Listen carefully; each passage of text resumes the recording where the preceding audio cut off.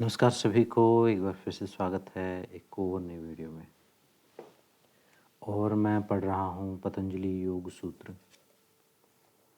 पतंजलि योग सूत्र बाई स्वामी विवेकानंद। तो पतंजलि योग सूत्र में 195 सूत्र हैं और एक दर्शन भी है, एक ज्ञान का शास्त्र है, योग का सबसे ऑथेंटिक शास्त्र है, योग की रूट है। अगर योग की शुरुआत हुई है तो पतंजलि योग सूत्र से हुई है। इस एक सिस्टमैटिक गाइड है, एक मैनुअल बुक है योग के लिए। लेकिन क्योंकि इसका नाम ही सूत्र है तो इसके अंदर जो सूत्र यानी ये जो फॉर्मूला दिया हुआ है उस फॉर्मूला का अप्लाई कैसे करना है, एप्लीकेशन कैसे करना है, वो बिना गाइडेंस के जो है पॉसिबल नहीं है। मतलब ये कोई ऐसी पुस्तक नहीं है कि इसको आप पढ़ लोगे और उस पढ़ने से ही कुछ कल्याण हो जाएगा। पढ़ने से एक फाउंडेशन बन जाएगी, आपको एक चीज़ समझ में आ जाएगी, लेकिन बिना अप्लाई किए, बिना उसका एप्लीकेशन किए ये एक प्रकार का एक प्रकार की योग की मैनुअल बुक है, मैनुअल गाइड है कि योग किस प्रकार किया जाए। जब योग का ओरिजिन हुआ होगा, चाहे वो किसी भी प्रकार का, चाहे भक्ति योग, ज्ञान योग, हठ योग, यहाँ तक कि मैं तो जब इस पतंजलि योग सूत्र को पढ़ के जब बाकी की धर्म शास्त्र और तंत्र मंत्र सब पढ़ता हूँ तो मुझे समझ में आता है कि ये सनातन धर्म की मुख्य अगर कोई पुस्तक होनी चाहिए तो वो ये होनी चाहिए। ये मुख्य जो पुस्तक और शास्त्र तो होगा ही, लेकिन ये एक प्रकार की दृष्टि भी है, एक दर्शन भी है। मतलब जब हम पतंजलि योग सूत्र को, मतलब मुझे नहीं पता कि सबको समझ में ऐसा आता है कि नहीं, लेकिन मुझे इसके अंदर जो टेक्निकल लैंग्वेज है वो समझ में आती है और मुझे समझ में आता है कि इससे परे कोई भी चीज़, चाहे वो कोई रिलीजन कोई भी हो, कहीं भी कुछ भी, अगर कोई धर्म साधना रिलीजन कोई भी आत्म उत्थान का मार्ग या फिर खुद को जानने का मार्ग जो भी आज तक कोई चला है तो इसी के हिसाब से ही चला है। इसमें सारे सूत्र दिए हुए हैं।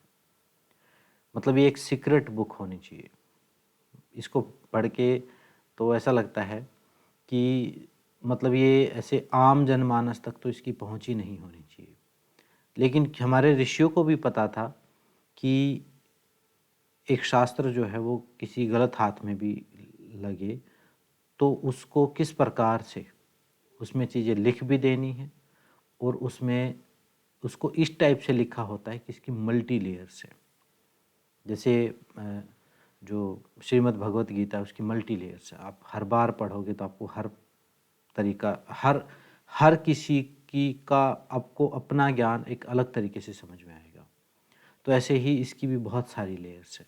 अब मान लो कुछ उसको मैं पढ़ता हूँ तो मुझे कुछ और समझ में आएगा, कोई और पढ़ता है तो उसको कुछ और समझ में आएगा, उसके पूर्व ज्ञान के आधार पर और उसके बैकग्राउंड के आधार पर और उसके शायद प्रारब्ध या संस्कारों के आधार पर। मुझे नहीं पता ये कहाँ से समझ में आता है। मैंने ये देखा है कि जो शास्त्र ऐसा नहीं कि बस एक किताब खरीदी हमने और उसको पढ़ लिया, सिर्फ इतनी सी ही बात नहीं है ये सिर्फ इतनी सी बात नहीं है, इसके लिए कुछ और योग्यता भी चाहिए है। और जब मैं इनको पढ़ता हूँ तो मुझे समझ में जो आता है वो मुझे लगता है कि शायद सबको पता होना चाहिए। तो इस पतंजलि योग सूत्र में भी बहुत सारे सूत्र ऐसे हैं जो प्रैक्टिकल करने के सूत्र हैं। मतलब सारे तो हम नहीं कर सकते क्योंकि ये तो इसमें बहुत लेवल की बातें हैं, बहुत लेवल की। लेकिन अभी जो हम मेडिटेशन प्रोग्राम कर रहे हैं अपना लाइव, और इसके अलावा जो डेली योगा प्रैक्टिस करते हैं, तो उनके लिए हम जैसे बिगनर्स के लिए भी इसमें बहुत सारी काम की चीज़ें लिखी हुई हैं। लेकिन उनको खोज के निकालना, उनको ठीक तरीके से समझना, कई बार ऐसा होता है कि हम समझ उल्टा लेते हैं। तो इसके लिए भी एक शायद सम्यक बुद्धि चाहिए, एक अनबायस्ड माइंड चाहिए। तो उस चीज़ को समझने के लिए भी एक अनबायस्ड माइंड की ज़रूरत है। तो अब मैं क्या करता हूँ कि जो योगा का मेडिटेशन का जो अपना क्लास चली हुई है उसके साथ साथ मैं इसकी कमेंट्री भी शुरू करता हूँ। कमेंट्री मतलब ऐसा नहीं कि मैं कोई बहुत ज्ञानी महात्मा हूँ कि मैं इसको पढ़ के इसके ऊपर कोई अपना कुछ अनुवाद कर दूँगा, नहीं। मेरी तुच्छ बुद्धि जितना समझ पाएगी उतना, और आपके काम की चीज़ जो होगी वो मैं इसमें बताने की कोशिश करूँगा। और बहुत सारे सूत्र ऐसे हैं कि आप रिलेट ही नहीं कर पाओगे। रिलेट क्यों नहीं कर पाएंगे? क्योंकि अभी तो हम नर्सरी क्लास में हैं। बात इसमें पीएचडी लेवल की है, लेकिन इसमें कुछ चीज़ ऐसी भी हैं जो नर्सरी के काम आ सकती हैं। तो वो चीज़ें इसमें से विशेष कर निकाल के जो योग, अभी जो मेडिटेशन का की जो क्लासेस चली हैं, जो लाइव जो हम कर रहे हैं, उस अभ्यास से रिलेट करके इसमें कुछ चीज़ें मैं आपको बताऊंगा। और बाकी जैसा भी रहेगा, मतलब मेरा अध्ययन तो मैं कर ही रहा हूँ, साथ में इसमें जो भी चीज़ें मुझे समझ में आएंगी वो आपके साथ शेयर करता चला जाऊँगा। अब वो कैसे होने वाला मुझे भी नहीं पता, वो जैसा भी होगा बस अवेलेबल हूँ मैं, तो जैसा भी होगा वो उसी समय पता चलेगा। और स्वामी विवेकानंद के द्वारा कमेंट्री की गई है, तो इसके अंदर दो ऊर्जाएं, दो विजडम जुड़ी हुई हैं। महर्षि पतंजलि की विजडम भी है और स्वामी विवेकानंद की, यानी दो ज्ञान की धाराएं इसके अंदर जुड़ी हुई हैं। तो उसको भी आप तक पहुंचाने की मैं कोशिश करूंगा। अब ये वीडियो कभी किसी एक सीक्वेंस में होंगी या रोज़ होंगी या वीक में एक बार होंगी या 2 बार होंगी, वो मुझे नहीं पता। अब जैसे भी होंगी मैं अपनी तरफ से अवेलेबल रहूँगा और कोशिश करूँगा जब भी मुझे समय लगेगा तो कोई एक वीडियो बना दी, एक सूत्र पर बना दी, 2 पर बना दी, या इकट्ठे इंटर रिलेटेड हैं तो 2-3 पर बना दी। ऐसे मैं कोशिश करूँगा वीडियो बनाने की, वीडियो सीरीज़ बनाने की, जैसे शिव संहिता पर बनाई थी। लेकिन शिव संहिता पर जो बनाई थी वो रेगुलर रूटीन में थी। अब डेली अगर मैं बनाने लगूँगा तो उसमें मैकेनिकल चीज़ें आ जाएंगी। मतलब मान लो मैंने इसको एक डिसाइड किया कि हर रोज़ मैं डालूँगा, अब बाई चांस मुझे किसी दिन समय नहीं है तो मैं उस सूत्र के साथ ईमानदारी नहीं बरत पाऊँगा, या हो सकता है कोई बात मुझे ही ना समझ में आए, मुझे ही समझने में 3 दिन लगे, तो फिर मैं आपको समझाऊँ तो वो भी एक ईमानदारी की बात नहीं है। तो जैसा भी मुझे समझ में आता जाएगा आप तक मैं बात पहुंचाता चला जाऊंगा। तो आज हम इसको शुरू करते हैं सिंपल, और इसको मैं कोशिश ये करूंगा कि प्रैक्टिकल लाइफ से मैं जोड़ के आपको बताऊं। प्रैक्टिकल लाइफ मतलब पर्सनल डेवलपमेंट से इस सूत्र, योग सूत्र को मैं जोड़ के बताऊं, ये मेरा उद्देश्य है, ताकि आपको एक प्रैक्टिकल अप्लाइड साइंस हो। ये अप्लाइड साइंस हो, ये कोई फिलोसफी पढ़ाने में मेरा कोई इंटरेस्ट नहीं है, ना ही मुझे इतना ज्ञान है, और ना ही मैं कोई ऐसा संस्कृत का कुछ ऐसा कि इसमें ये मात्रा गलत है, यहाँ से ये होना चाहिए, वो होना चाहिए, इसको इस प्रकार से इसका अर्थ ये है, वो मुझे नहीं पता। अब ये सूत्र देख के जो मुझे समझ में आएगा वो मैं आपको बताऊंगा, और शायद वो ठीक ठाक ही होगा। तो इसको हम शुरू जो करते हैं, तो ये पूरी कमेंट्री जो है स्वामी विवेकानंद के द्वारा दी गई है, और पतंजलि योग सूत्र में 4 हिस्से हैं, 4 पाद हैं, 4 पार्ट हैं।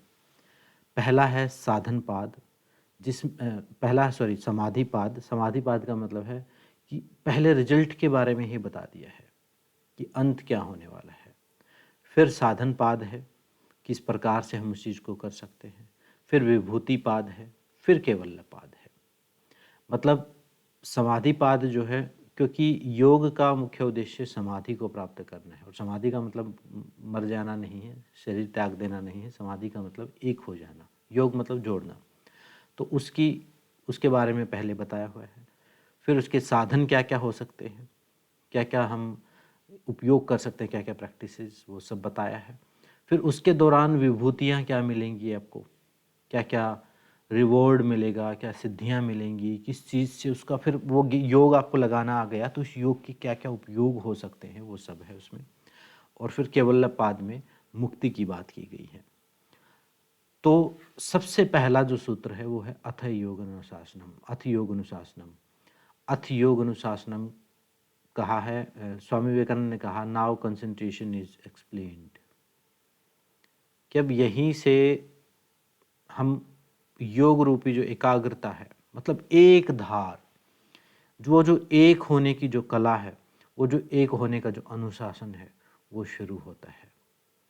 अथ मतलब स्टार्ट हो रहा है, अनुशासन मतलब शुरू हो रहा है। अनुशासन मतलब एक डिसिप्लिन, एक सिस्टमैटिक तरीका, एक निरंतर प्रवाह। मतलब अनुशासन इसके अंदर समझना जरूरी है और ये श्लोक मैं आपको क्यों बता रहा हूँ, क्योंकि जो योग का अभ्यास कर रहे हैं या जो ध्यान का अभ्यास कर रहे हैं, अगर उनमें अनुशासन नहीं है, वो जो फॉलो कर रहे हैं, वो जो भी प्रैक्टिस कर रहे हैं, उसमें एक सिस्टम नहीं है, वो किसी गाइडेंस के अंडर नहीं है, बस कुछ भी कर रहे हैं, तो वो कहीं तक नहीं पहुंच पाएंगे, या कभी भी कर रहे हैं मतलब उसका एक सिस्टमेटिक तरीका नहीं है। मतलब मान लो कोई नर्सरी क्लास से पढ़ना चाहे, और मैं पढ़ाई के बार बार उदाहरण जो आपको मैं एग्जांपल जो है पढ़ाई के ही ज़्यादा दूंगा, क्योंकि पढ़ाई से मैं गुजरा हूँ, तो उसमें मैंने अच्छे बुरे अनुभव किए हैं, तो उससे मैं रिलेट करके बताता हूँ। मान लो कोई किसी को 12th करनी है या पीएचडी करनी है, तो उसको नर्सरी क्लास से सिस्टमेटिक स्कूल में एडमिशन लेके 1 बाय 1 क्लासेस पास करनी पड़ेंगी। तो वो एक एक कर्म अनुसार है, एक सिस्टम से है, एक डिसिप्लिन है। और अगर मान लो कोई अपने तरीके से बाहर से किताबें खरीद के कोई कुछ पढ़ रहा है, कोई कुछ पढ़ रहा है, तो वो कहीं नहीं पहुंच पाएगा। ज्ञान हो जाएगा लेकिन उसको पहुंच नहीं पाएगा। तो पहले ही सूत्र में कहा है अति योग अनुशासनम, कि अब यहाँ से योग का अनुशासन जो है शुरू होता है। मतलब आगे जो भी चीज़ें आने वाली हैं वो सिस्टमेटिक है। आगे जो चीज़ आने वाली हैं वो आपको सिस्टमेटिक अप्लाइड साइंस है। वो एक अनुशासन की तरह है। उसको पढ़ने के लिए, उसको समझने के लिए भी एक अनुशासन की ज़रूरत है, उसको प्रैक्टिकल करने के लिए भी एक अनुशासन की ज़रूरत है। और योग बिना अनुशासन के पॉसिबल नहीं है। एक प्रोसेस है, उस प्रोसेस में स्टेप्स हैं। मान लो अष्टांग योग है तो उसके 8 स्टेप हैं, उसको आप 1 बाय 1 करेंगे तो ही अगले स्टेप में पहुंचेंगे। चाहे इसके अंदर बताया क्रिया योग है, वो स्टेप बाय स्टेप है, वो एक के बाद दूसरी चीज़। ऐसा नहीं कि पहली चीज़ आगे ले आए उसकी पीछे ले आए, ऐसे हम नहीं कर सकते। तो एक स्ट्रिक्ट वे ऑफ योगा जो है अब स्टार्ट हो रहा है। तो ये सूत्र हमें सबको अपने जीवन में अप्लाई करने की ज़रूरत है। अगर मान लो हम ध्यान कर रहे हैं तो अब वो स्ट्रिक्ट है, वो कैजुअल नहीं है, वो प्रायोरिटी बेस है। उसको हमें हर रोज़ अभ्यास करना है।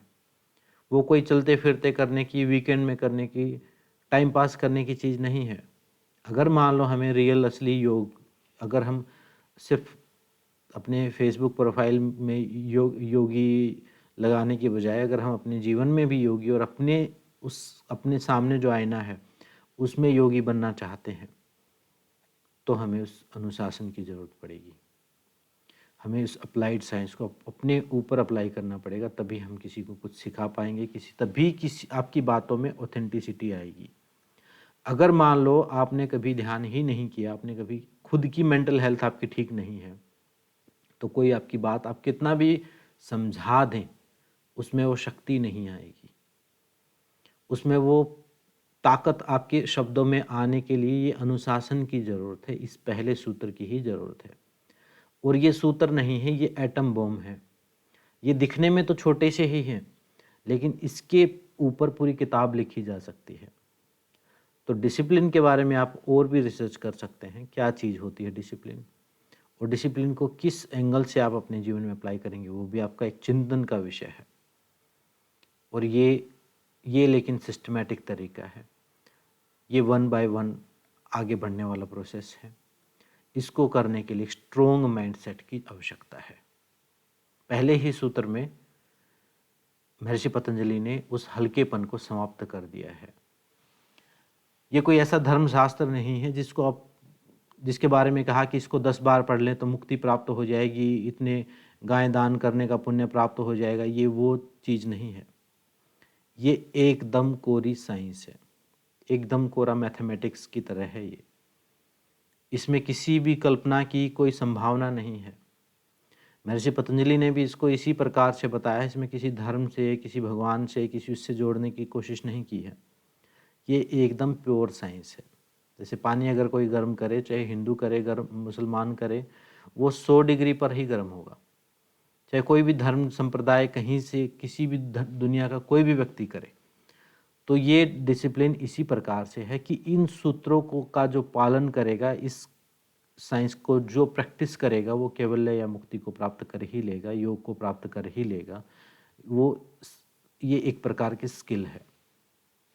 स्किल मतलब जैसे मान लो किसी को स्केटिंग सीखनी है, मान लो किसी को स्केट करना सीखना है या कोई और स्किल आप मान लो किसी को पेंटिंग सीखनी, तो रूल सबके लिए सेम है।